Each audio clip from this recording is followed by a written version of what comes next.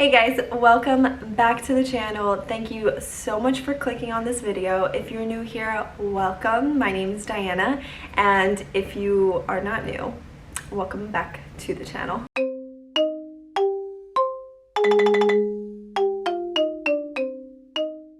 Today I wanted to do my August reading list. I decided I wanted to start making potentially monthly reading lists because I need to hold myself accountable to reading my books monthly, and I figured this would be a nice way to connect with some of you. I would say I'm a pretty avid reader, but lately I definitely feel like I've been doing a lot more buying of books as opposed to reading them. So I decided to set a goal. I'm going to be doing 4 books a month, and I'll strive to read 5 to 6, but we'll see. So in this particular month, we're gonna be doing 3 self-help books and 1 fiction book. I am huge on fiction. I love fiction, but for the last few years, I've definitely read a lot more self-help books and a lot more just nonfiction, you know? So, anyways, I'm very excited about this particular variety, I guess you could say. First off, before we jump into the books, make sure to follow me on Instagram. I do regularly post on there about what I'm reading, so if I do finish any of these books, I will post a new one on there.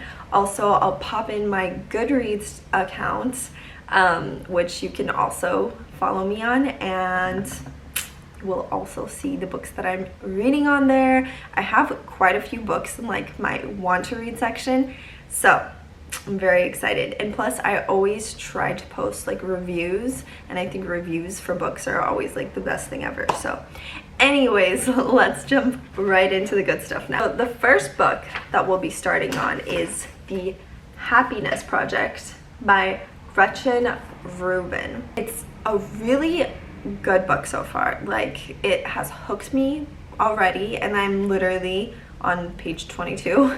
Okay, I'm going to read what it's about now.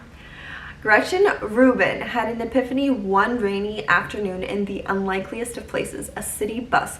The days are long, but the years are short, she realized.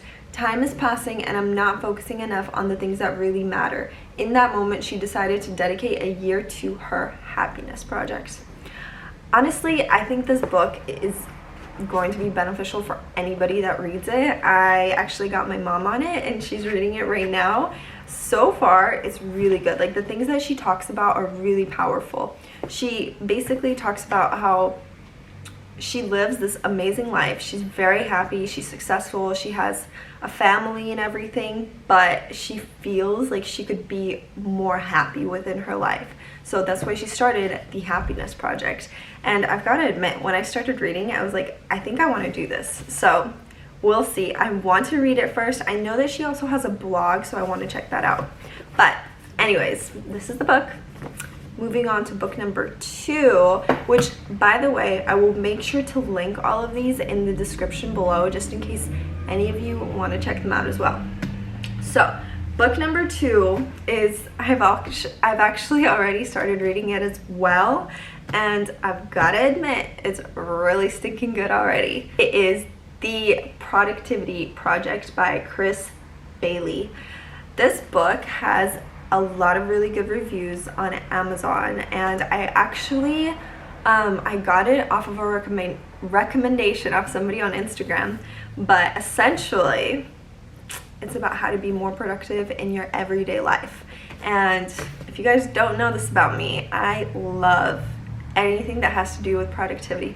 I'm just like, productivity ensures my happiness every single day. So anyways, I think this book is going to be perfect for me. I'm going to read what it's about for you. So, Chris Bailey turned down lucrative job offers to pursue a lifelong dream to spend a year performing a deep dive experiment into the pursuit of productivity. After obtaining his business degree, he created a blog to chronicle a year-long series of productivity experiments he conducted on himself while continuing his research and interviews with some of the world's foremost experts, from Charles Duhigg to David Allen. Among the experiments that he tackled, getting by on little to no sleep, cutting out caffeine and sugar, living in total isolation for 10 days, using his smartphone for just an hour a day for 3 months, gaining 10 pounds of muscle mass, stretching his work week to 90 hours, getting up at 5:30 every morning for 3 months, all the while monitoring the impact of his experiment on the quality and quantity of his work.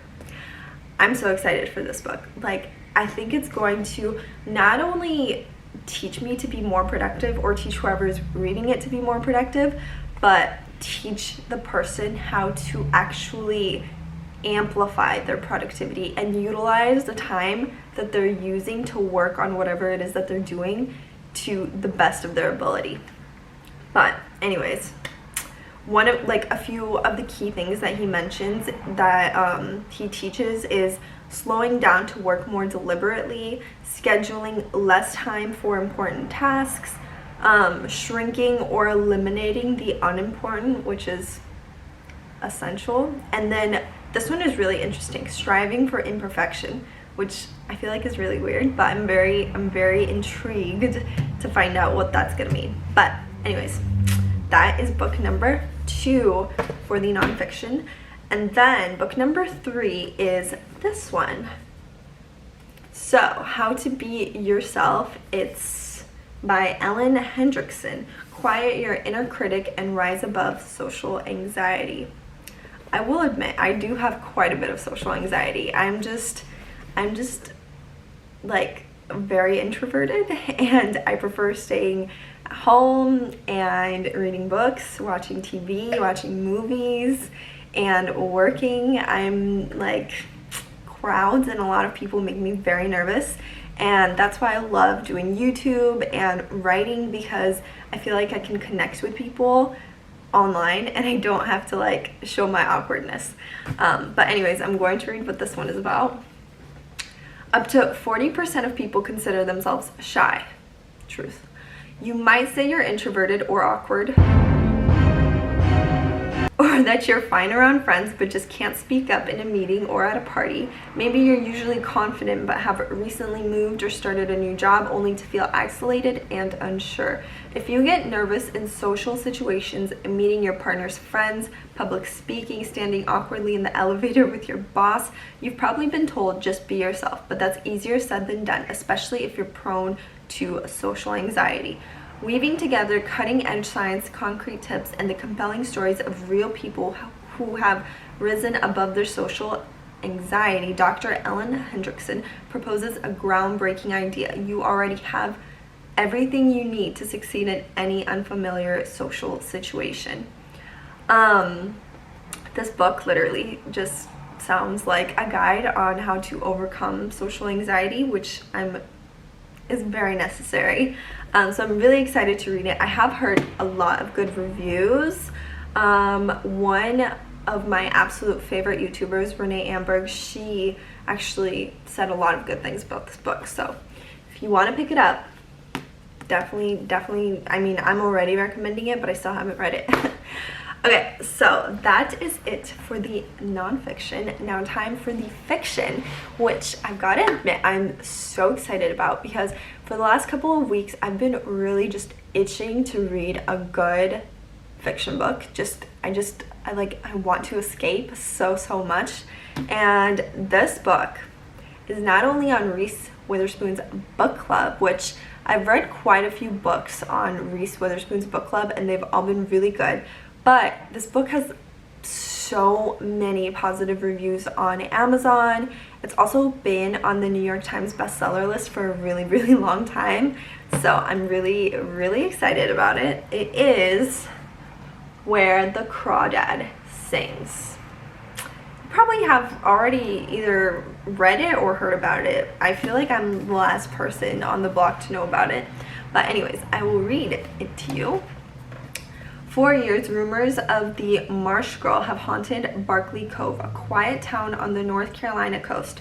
So in late 1969, when handsome Chase Andrews is found dead The locals immediately suspect Kaya Clark, the so-called marsh girl. But Kaya, I hope that's how you say it, is not what they say. Sensitive and intelligent, she has survived for years alone in the marsh that she calls home, finding friends in the gulls and lessons in the sand. Then the time comes when she yearns to be touched and loved. When two young men from town become intrigued by her wild beauty, Kaya opens herself to a new life until the unthinkable happens. Very mysterious, if I do say so myself. Let's see. I always love like reading what it says on the back, because a lot of times other authors that I really love will like make comments, and I love anytime that I see like Stephen King or something like that. I mean, obviously Stephen King wouldn't be commenting on like a romance novel, but yeah, there's just like a lot of really good feedback on this book, so I'm really excited to read it. But anyways, that is my book list for August. I'm thinking of doing these monthly. Let me know what you guys think, if you prefer that I do kind of like seasonal ones or something. And also let me know if you want me to do review videos, because as I finish each one, I'll definitely be posting on my Goodreads. I'll post a review and a rating. However, if you would like a more thorough video, feel free to drop a comment down below and we will do that. But anyways, that is the end of our list. I hope you guys loved it. If you do pick up any of these books, do let me know. Also, if you have any other book recommendations for me, book recommendations are literally like, they're literally the best thing ever. But anyways, thank you again so much for clicking on this video and watching. Don't forget to subscribe for more content, and I will see you in the next video. Bye.